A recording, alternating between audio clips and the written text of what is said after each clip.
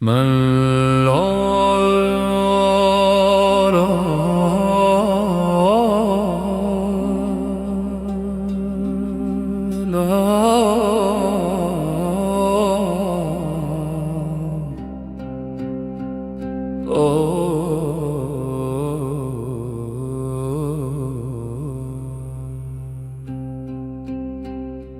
من لاله آزادم، خود رویم و خود بویم، در دشت مکان دارم، هم فطرت آهویم.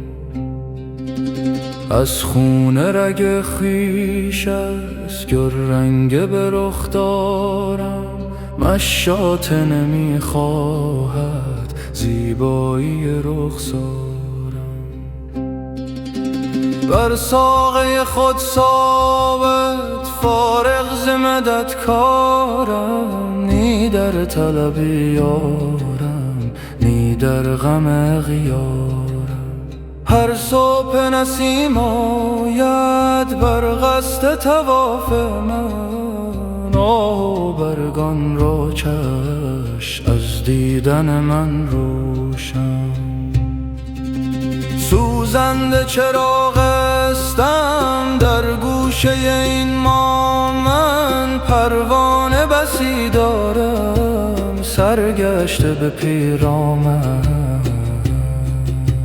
از جلیه سبز و سرخ طرح چمنی ریزم، گشته از ختن صحرا از بوی دلاویزم. خم می شوم از مستی هر لحظه و می خیزم، سر تا به قدم نازم پا تا به سر انگیزم. آزاده برون آیم آزاده بمیرم.